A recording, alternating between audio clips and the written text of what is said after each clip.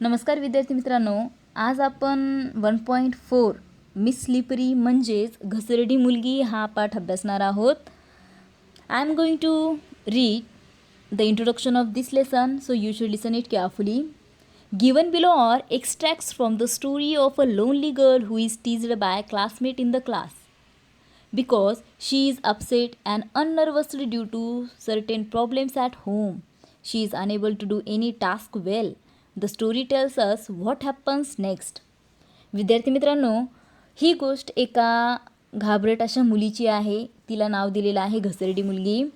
शाळेच्या वर्गातील मुली जिला चिडवत असतात अशा एकाकी असलेल्या एकटी असलेल्या मुलीच्या कथेतील काही भाग खाली दिला आहे. काही घरगुती समस्यामुळे ती कायम उदास आणि भित्री असते आणि त्याचमुळे कोणतेही काम ती नीट करू शकत नाही. तर चला पुढे काय होते हे आपण गोष्टीच्या माध्यमातून जाणून घेऊयात. पहिला पार्ट मी सुरू करते. I got ready and went to school. In the first period, our class teacher who taught us English told us to take out our composition notebooks. I took out the mathematics notebook by mistake. I replaced it quickly, but the teacher perhaps had kept her gaze fixed on me. She shouted, "Come here with your notebook, Sally." I obeyed her, but her angry looks made my legs tremble, and when I reached her chair, the notebook fell on her feet. याचाच अर्थ तिनं स्वतःचं मत सांगितलेलं आहे बघा. ती काय म्हणते, मी तयार होऊन शाळेत गेले. पहिल्या तासाला आमच्या इंग्रजीच्या वर्ग शिक्षकांनी आम्हाला निबंधाची वही बाहेर काढायला सांगितली. मी चुकून गणिताची वही काढली. पटकन मी ती बदलली, पण बाईंचे लक्ष माझ्याकडेच होते. त्या ओरडल्या, सायली तुझी वही घेऊन इकडे ये. मी निघाले, पण त्यांची रागीट नजर बघून माझे पाय लटपटू लागले आणि खुर्चीजवळ पोहोचल्यावर माझी वही त्यांच्या पायावरच पडली. Some girls laughed loudly. The teacher thought that I had dropped the notebook on purpose. She stared at me with an all-devouring look.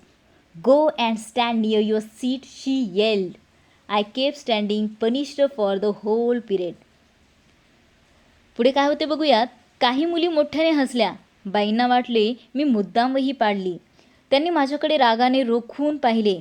जा तुझ्या बाकाजवळ जाऊन उभी राहा, त्या ओरडल्या. शिक्षा म्हणून ती तशीच पूर्ण तास उभी राहिली. The next was history class and my favorite subject. The teacher had asked us to memorize the causes and effects of the Battle of Panipat. I was well prepared. She began testing all of us one by one. When my turn came, I went blank. The teacher gave me a stern stare while I stood there still with my head hanging down in shame. Went back म्हणजे सुन्न झाले.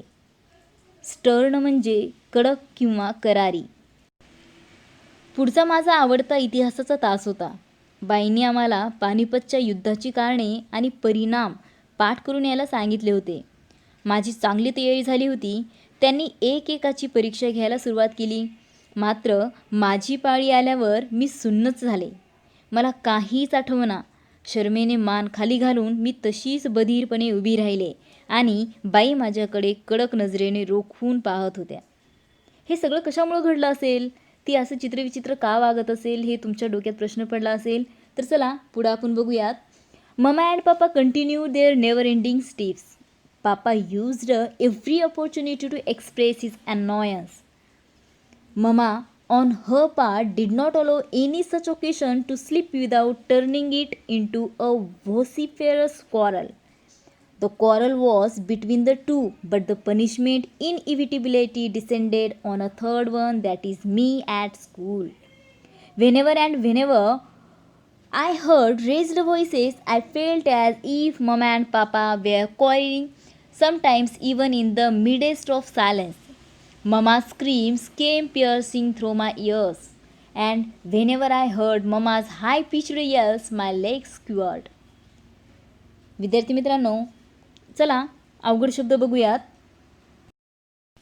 Tiff म्हणजे क्षुल्लक भांडण. अनॉयन्स म्हणजे छळ वैताग. व्होसिफरस म्हणजे ओरडणारा किंवा किंचाळणारा. इनव्हिटेबिलिटी अर्थात न टाळता येण्याजोगे. अँड डिसेंडेड म्हणजेच आकस्मित हल्ला झाला. आणि क्युवर्ड म्हणजे कंप पावला किंवा थरथरला. तर चला पुढे काय होतं बघूयात. आईबाबांची कधीही न संपणारी भांडणे चालूच होती.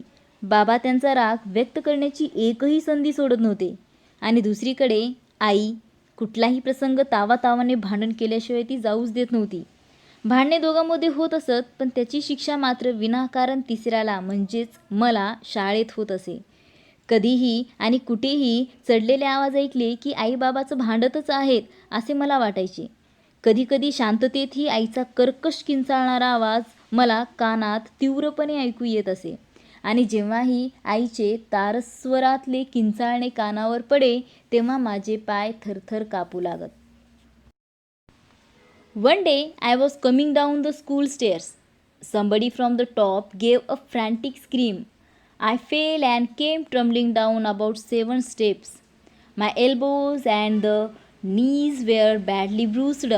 My new frock was torn at the seams. When I reached home, Mama shouted, "I am sick of you. When will you stop making me pay through my nose for such extravagant losses?" बघा किती वाईट परिस्थिती आहे. पुढे काय होतं तिच्यासोबत की एक प्रसंग तिनं सांगितलेला आहे. त्याच्यापूर्वी आपण अवघड शब्द बघूयात. फ्रॅन्टिक म्हणजे दुःखाने वेडापिसा झालेला. सीम्स म्हणजे शिवण. आणि एक्स्ट्रॅव्हॅगंट म्हणजेच अतिव्यय किंवा उधळपट्टी. तर बघा या पॅसेजचा अर्थ काय होतो किंवा पुढे तिच्यासोबत काय घडतं तिने एक प्रसंग आपल्याला सांगितलेला आहे. एके दिवशी शाळेच्या पायऱ्या उतरत असताना वरून कोणीतरी अचानक किंचाळले. मी 7 पायऱ्या गडगडत खाली पडले. माझ्या कोपऱ्यांना आणि गुडघ्यांना खूपच खरचटले. नवीन फ्रॉक घातला होता, तोही शिवणीपाशी फाटला. घरी पोहोचले तेव्हा आई करवादळी किंवा ओरडली, "मला वैताग आलाय तुझा. असल्या फालतू गोष्टीसाठी पैसे खर्च करायला लावणे कधी थांबणार आहेस तू?" आता हे भांडण कुठं थांबतं हे बघूयात. Mother seized me by the arm, gave me a good jerk and seated me on the bed.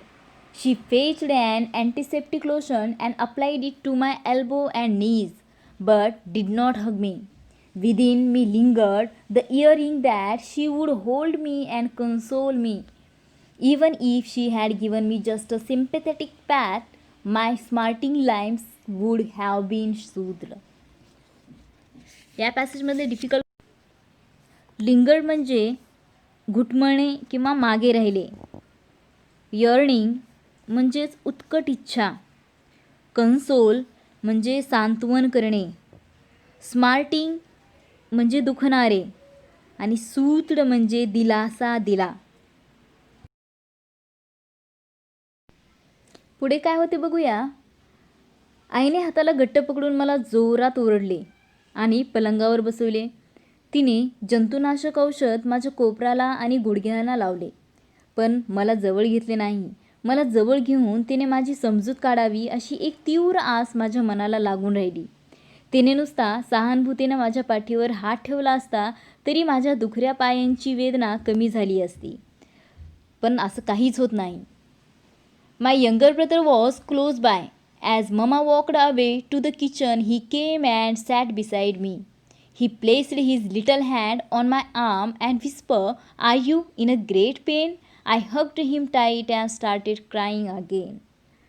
माझा धाकटा भाऊ जवळच होता. आई स्वयंपाकघरात गेल्यावर तो माझ्या शेजारी येऊन बसला. त्याने त्याचा लहानसा हात माझ्या हातावर ठेवला आणि हळूच म्हणाला, "खूप दुखतंय का तुला?" मी त्याला घट्ट मिठी मारली आणि पुन्हा रडू लागले. I used to walk quite cautiously, yet I would often stumble. One day the class monitors announced, "We shall call her Slippery." Others sleep on wet ground. Siley manages to sleep even on dry land. That provided the other girls of the class new scope for fun. They teased me with the new title every day. Soon a verse was composed in my honor. Slippery, slippery, sleeping without muck. Ask her the simplest question. No answer is your luck. ती पुढे काय म्हणते बघूयात. मी खूप जपून सावधपणे चालायची. तरीही सारखी पडायची, अडखळायची. एके दिवशी वर्गाची प्रमुख मॉनिटर आहे ती काय म्हणाली, आपण हिचं नाव घसरडी ठेवू. सगळेजण ओल्या मातीत घसरतात, सायली तर कोरड्या फरशीवरून सुद्धा घसरते. ते ऐकून वर्गातल्या इतर मुलींना तर मला चिडवायची नवी संधीच मिळाली. या नव्या नावावरून त्या मला रोज चिडवू लागल्या. लवकरच माझ्यासाठी एक गाणेही तयार झाले. ते गाणे आपण बघूयात. घसरडी घसरडी चिखलाशिवाय घसरते, घसरडी घसरडी चिखलाशिवाय घसरते, तिला कुठलाही सोप्पा प्रश्न विचारा, तुम्हाला उत्तर मिळणारच नसते. तर पुढे काय होते बघू आता. I lived in a परपेच्युअल fear of everyone, the girls, the teachers, the young and the old. When I was in a class, I dared not move out, and when I was outside, I was afraid to re-entering the class. Nor could I muster the courage to speak to anyone. परपेच्युअल म्हणजे शाश्वत आणि muster courage म्हणजे धीर एकवटणे. इतर मुली, शिक्षक, लहान मोठे सर्वांविषयी एक भीती कायम मनात बाळगून मी जगत असे.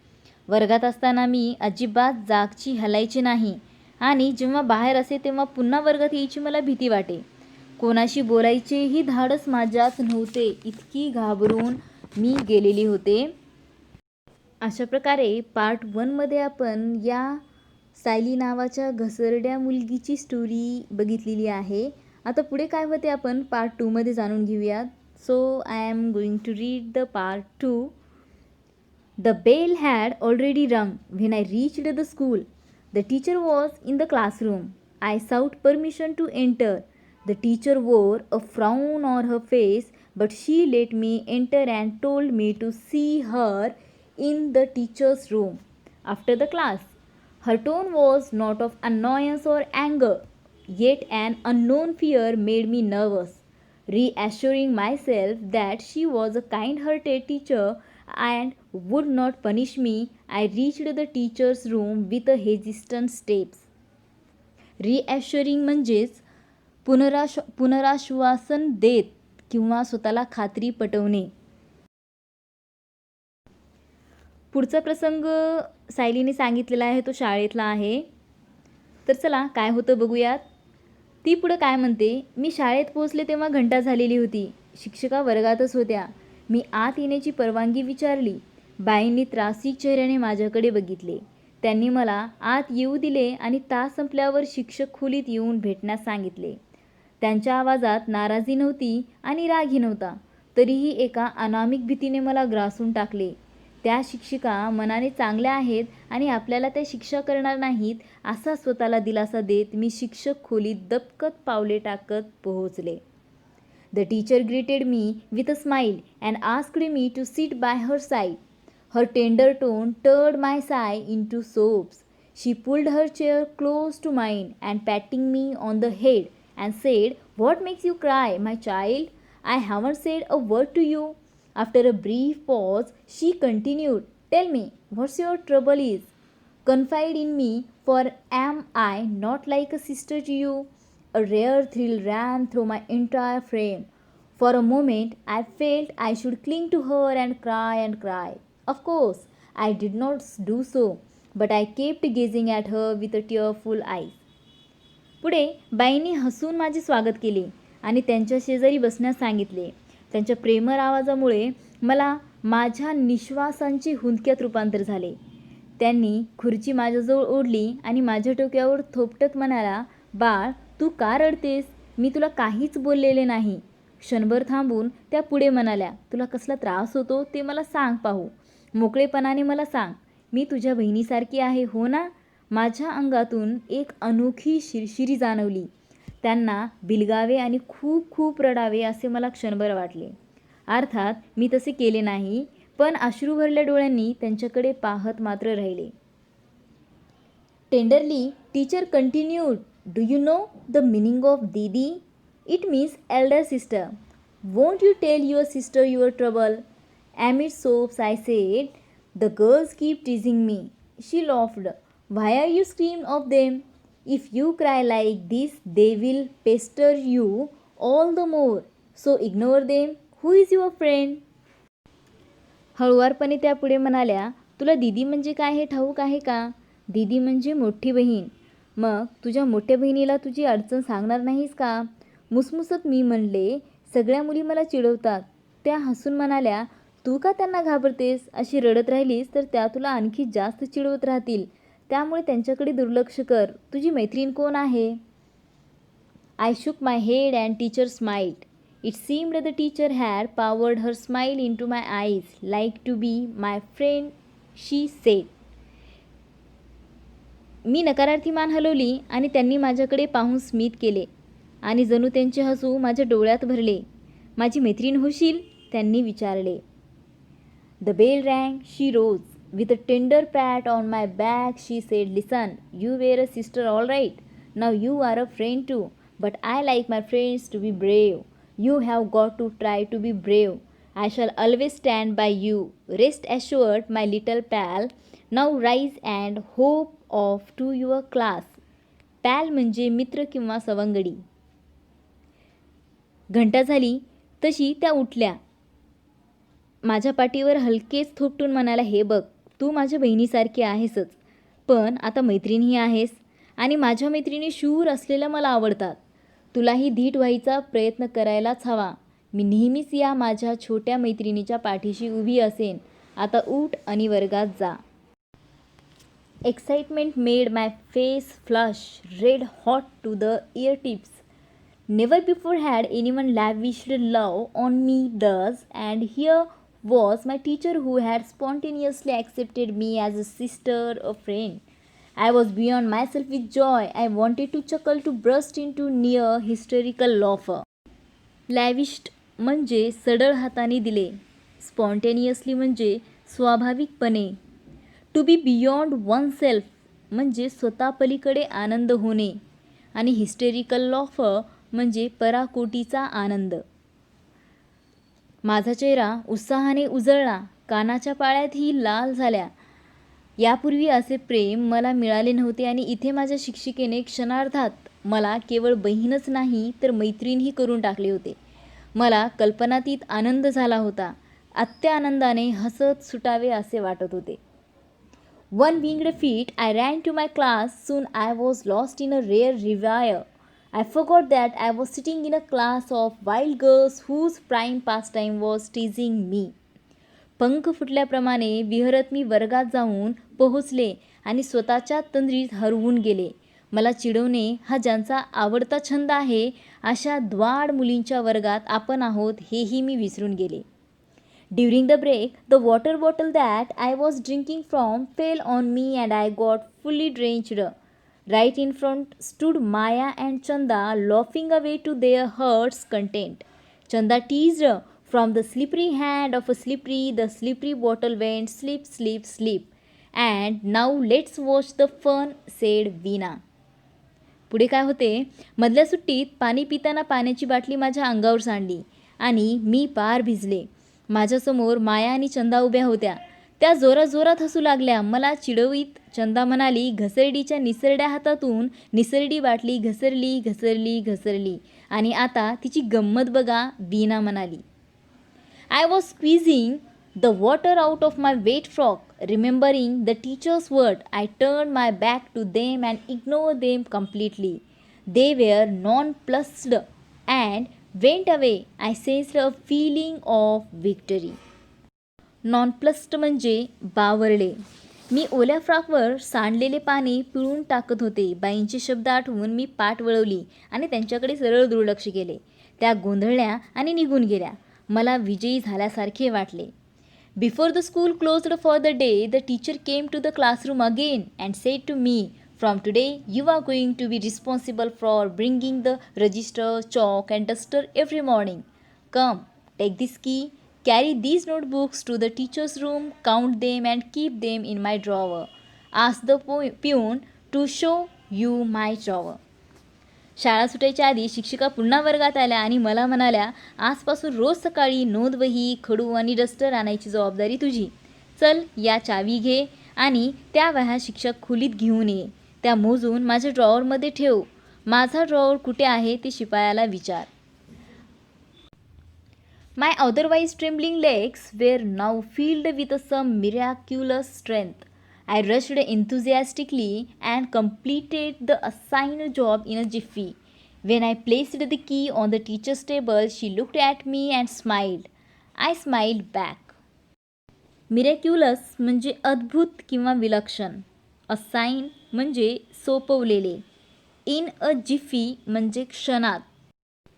एरवी थरथरणाऱ्या माझ्या पायात एक जादुई शक्ती संचारली होती. मी उत्साहाने माझ्यावर सोपवलेले काम सुटकीसरशी पार पाडले. चावी बाईच्या टेबलावर ठेवली तेव्हा त्या माझ्याकडे पाहून हसल्या. मीही त्यांच्याकडे पाहून I was thrilled from top to toes. I felt my little heart inflate with pride. I found no awkwardness in moving about in my still wet frock, nor was there any trace of fear while returning home. Inflate म्हणजे अभिमानाने छाती फुगणे. ऑकर्डनेस म्हणजेच अवघडलेपण किंवा चमत्कारीपणा. मी आनंदात नखशिकात भिजले होते. माझी इवलेसे हृदय अभिमानाने भरून आले होते. फ्रॉकमध्ये हिंडताना आता मला अजिबात लाज वाटत नव्हती आणि घरी परत जाताना मनात कुठल्याही भीतीचा लवलेशसुद्धा नव्हता.